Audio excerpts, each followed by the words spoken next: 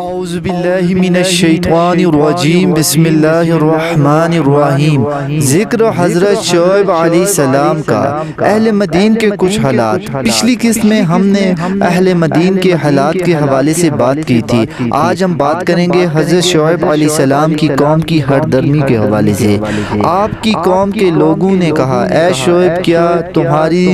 نماز جسے پڑھ کر تم ہم پر اپنی بڑائی جتاتے ہو تمہیں یہی سکھاتی ہے کہ ہم اپنے معبودوں کو چھوڑ دیں جن کی ہمارے باپ دادا پوجا کرتے چلے آئے ہیں، یا ہم اپنے مال و دولت جس طرح سے چاہیں خرچ کریں؟ بس کیا تم ہی ایک نرم دل انسان بچ چکے ہو جو ہمیں نصیحت کرنے بیٹھے ہو؟ حضرت شعیب علیہ السلام نے فرمایا، اے میری قوم، تم تو سوچو تو صحیح، اگر میں اپنے پروردگار کے بتائے ہوئے سیدھے راستے پر ہوں اور اس نے مجھے اپنی طرح سے حلال روزی بھی عطا کی ہے، میں اسے چھوڑ کر حرام کمائی استعمال کرنے لگوں، اور میں یہ بالکل نہیں چاہتا کہ جس کام کے کرنے سے میں تمہیں روکتا ہوں اسے میں خود کرنے لگوں۔ میں تو بس برائی کی اصلاح کرنا چاہتا ہوں، مجھے اپنے اوپر کوئی گھمنڈ نہیں، اور میری کامیابی کا دار و مدار اللہ کریم کی توفیق پر ہے، اور میرا اسی کی ذات پر بھروسہ ہے، اور میں اسی کی جانب رجوع کرتا ہوں۔ اے میری قوم، تمہاری یہ ہر درمی تم پر کہیں وہی مصیبت نازل نہ کر دے جو تم سے پہلے نافرمان لوگوں یعنی قوم نوح علیہ السلام یا قوم ہود علیہ السلام یا صالح علیہ السلام پر نازل ہو چکی ہے، اور قوم لوط کا معاملہ بھی کوئی تم سے دور نہیں ہے کہ وہ بھی اسی طرح سے عذاب میں مبتلا ہو چکے تھے، اور تم اپنے گناہوں کی معافی اپنے پروردگار سے مانگو اور اس کی بارگاہ میں توبہ کرو، بے شک میرا پروردگار بہت مہربان اور بہت بڑا محبت کرنے والا ہے۔ تو وہ لوگ آپ سے کہنے لگے، اے شعیب، تمہاری بہت سی باتیں تو ہماری سمجھ میں نہیں آتی، پھر ان باتوں کو مان کیسے لیں؟ اور تو ہمارے درمیان ایک کمزور سا انسان ہے، اور اگر تمہارے کنبہ قبیلے کے کچھ لوگ نہ ہوتے تو ہم نے تمہیں سنسار کر دیا ہوتا، اور تمہارا ہم پر کوئی اور دباؤ نہیں ہے۔ شعیب علیہ السلام نے فرمایا، اے میری قوم، کیا میرے کنبہ کے لوگوں کا تم پر اللہ تعالیٰ سے زیادہ دباؤ ہے؟ کیا تم نے اللہ تعالیٰ کو پس پشت ڈال دیا ہے؟ یہ جو کچھ تم کر رہے ہو میرے پروردگار اس سے واقف ہے، وہ تمہیں اس کا بدلہ چکائے گا۔ اے قوم، دیکھو، تم اپنے طریقہ کار کے مطابق عمل کرتے رہو، میں اپنے طریقہ کار کے مطابق عمل کرتا رہوں گا، اور جلدی تمہیں معلوم ہو جائے گا یہ کس پر ذلت کا عذاب ہوتا ہے، اور کون سچا ہے کون جھوٹا۔ تم بھی انتظار کرو اور میں بھی منتظر ہوں۔ حضرت شعیب علیہ السلام کی قوم پر عذاب خداوندی کا نزول، اور آخر وہی ہوا جو قانون الہی کا ابتدائی دستور ہے، یعنی حجت کے تمام ہونے کے بعد جب قوم باطل پر قائم رہی اور حق و صداقت کا مذاق اڑایا اور اس کی اشاعت میں رکاوٹیں ڈالی، تو خدا تعالیٰ کا عذاب اس جرمانہ زندگی کا خاتمہ کر دیتا ہے، اور آنے والی قوموں کے لیے اسے عبرت کا نشان بنا دیتا ہے۔ قرآن عزیز بیان کرتا ہے کہ نافرمانی اور سرکشی کی پاداش میں حضرت شعیب علیہ السلام کی قوم کو دو قسم کے عذاب نے آ گھیرا، ایک زلزلے کا عذاب اور دوسرا آگ کی بارش کا عذاب، یعنی وہ جب اپنے گھروں میں آرام کر رہے تھے تو یکا یک ایک ہولناک زلزلہ آیا، اور ابھی زلزلے کی یہ ہولناکی ختم نہیں ہوئی تھی کہ اوپر سے آگ برسنے لگی، اور نتیجہ یہ نکلا، صبح کو دیکھنے والوں نے دیکھا کہ کل کے سرکش اور مغرور آج گھٹنوں کے بل اوندے گر کر جلے ہوئے پڑے تھے۔ قرآن کریم میں ہے، اور پھر انہیں زلزلے نے آ پکڑا تو وہ صبح کو اپنے گھروں میں اوندے پڑے رہ گئے۔ پھر انہوں نے حضرت شعیب علیہ السلام کو جھٹلایا تو انہیں بادل والے عذاب نے آ دبوچا جس میں آگ تھی۔ بے شک وہ بڑے ہولناک دن کا عذاب تھا۔ اور ہم نے قبیلہ مدین کی طرف ان کے بھائی شعیب کو بھیجا۔ انہوں نے فرمایا اے میری قوم کے لوگو، اللہ کی عبادت کرو، اس کے سوا کوئی معبود نہیں، اور ناپ تول میں کمی نہ کرو۔ اور میں دیکھ رہا ہوں کہ تم دولت مند اور خوشحال ہو، خدائے تمہیں اور عطا کرے گا، لہٰذا ناشکری سے بچو۔ میں ڈرتا ہوں کہ تم پر عذاب کا ایسا دن نہ آ جائے جو سب کو ملیہ میٹ کر دے۔ اور اے میری قوم کے لوگو، ناپ تول انصاف کے ساتھ پورا کرو، اور لوگوں کو ان کی چیزیں کم نہ دو، ملک میں خرابی نہ کرو، اور اللہ تعالیٰ کا دیا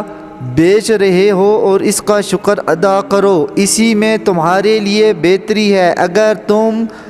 مانو تو۔ اور میں تم پر نگہبان نہیں ہوں کہ زبردستی تمہیں راہ راست پر چلا سکوں۔ وہ لوگ کہنے لگے اے شعیب علیہ السلام، کیا تمہاری نماز ہمیں یہ حکم دیتی ہے کہ ہم ان معبودوں کو چھوڑ دیں جن کی عبادت ہمارے باپ دادا کرتے چلے آئے ہیں؟ ہم اپنے مال دولت میں جس طرح سے چاہیں خرچ کریں، کیا پس تم ہی ایک نرم دل اور سیدھے راستے پر چلنے والے رہ گئے ہو؟ حضرت شعیب علیہ السلام کی قبر حضر موت میں ایک قبر ہے جو زیارت گاہ عوام و خاص ہے۔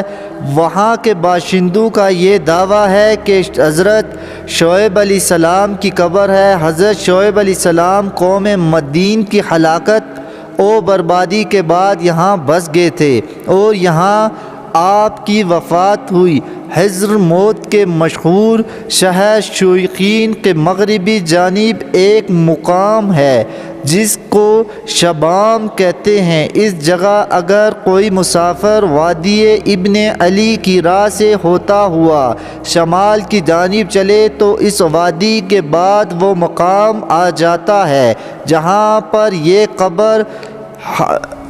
ہے۔ یہاں کوئی آبادی نہیں ہے، بس جو لوگ یہاں آتے ہیں اس قبر کی زیارت کے لیے ہی آتے ہیں۔ حضرت شعیب علیہ السلام کے اس قصے میں نصیحتیں اور عبرتیں۔